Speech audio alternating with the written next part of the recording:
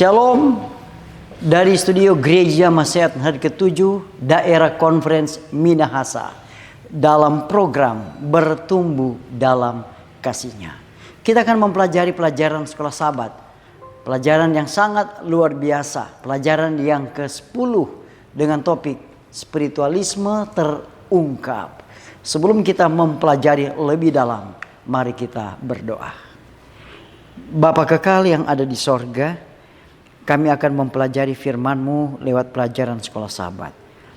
Kami sangat membutuhkan kuasa Roh Kudus boleh ada di setiap hati kami, agar ketika kami membaca, ketika kami mendengar, ketika kami mempelajari, kami boleh mengerti dan kami boleh mempraktekannya dalam kehidupan kami. Di dalam nama Yesus kami berdoa. Amin. Baik saudara-saudara, pastikan kita belajar dari hari ke hari. Dan kita akan mendiskusikan pelajaran sekolah Sabat, pelajaran yang ke-10 ini pada hari Sabat di setiap UKSS yang ada di jemaat kita masing-masing. Mari kita lihat ayat tema dalam pelajaran yang ke-10 ini diambil dalam Perjanjian Baru dalam kitab 1 Tesalonika pasal yang ke-4 ayat 16 sampai ayat yang ke-17. Bunyi ayatnya seperti ini. Sebab pada waktu tanda diberi, yaitu pada waktu penghulu malaikat berseru dan sangkakala Allah berbunyi, maka Tuhan sendiri akan turun dari sorga, dan mereka yang mati dalam Kristus akan lebih dahulu bangkit. Kemudian ayat yang ke-17. Ayat yang ke-17 berkata, sesudah itu kita yang hidup yang masih tinggal akan diangkat bersama-sama dengan mereka dalam awan menyongsong Tuhan di angkasa. Demikianlah kita akan selama-lamanya bersama-sama dengan Tuhan. Saudara-saudara, kita akan melihat pelajaran ini, di mana pelajaran ini sangat luar biasa. Dan mari kita akan mempelajari rangkuman dalam pelajaran yang ke-10 ini. Mari kita lihat poin yang pertama.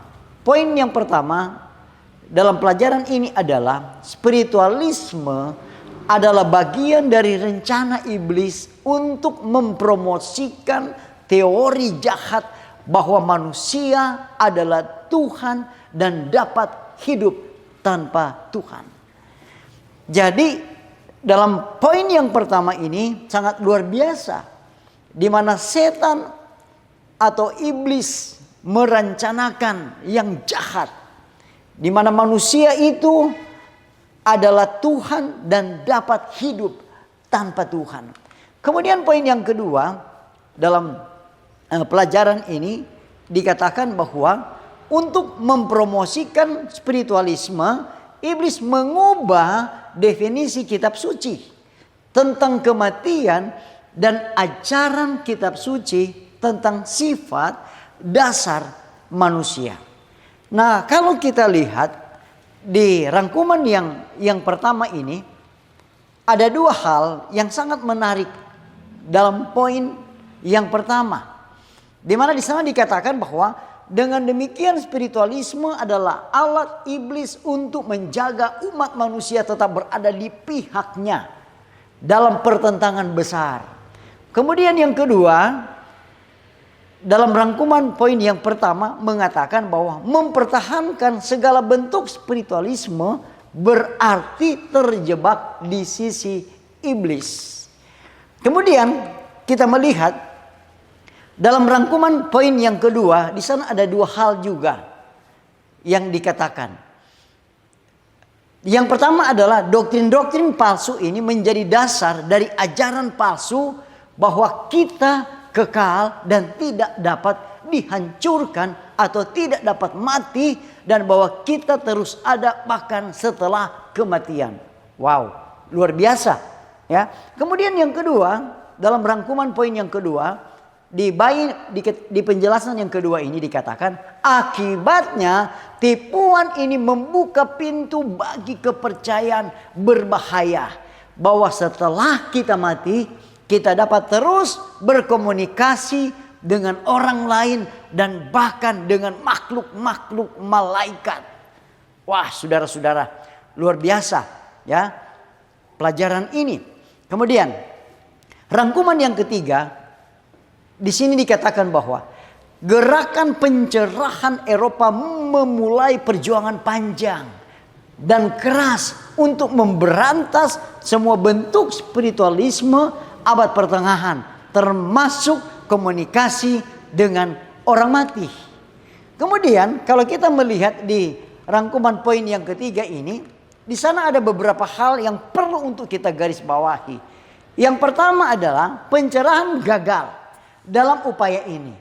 Menurut nubuatan kitab suci, spiritualisme akan menyerang umat manusia dengan kekuatan penuh di akhir zaman, mempersiapkan umat manusia untuk menghadapi penipuan besar terakhir dalam pertentangan besar. Kemudian poin yang ketiga dalam rangkuman ini dikatakan, penjelasannya adalah itulah sebabnya umat Allah dipanggil untuk memberitakan kepada umat manusia tentang sifat dan maksud spiritualisme yang sebenarnya, serta ajaran-ajaran kitab suci tentang apa, saudara-saudara? Tentang sifat manusia, sifat kematian, dan pengharapan yang benar bagi umat manusia. Jadi pengharapan kita tidak didasarkan pada gagasan yang keliru tentang jiwa yang tidak dapat mati, tetapi pada jaminan kebangkitan Kristus dan hubungan yang kekal dengan Allah atau dengannya. Nah, kita melihat dalam pelajaran sekolah Sabat ini tema-tema yang sangat penting dalam pelajaran yang ke-10 ini. Dan fokus pelajaran ini ada 3 tema utamanya.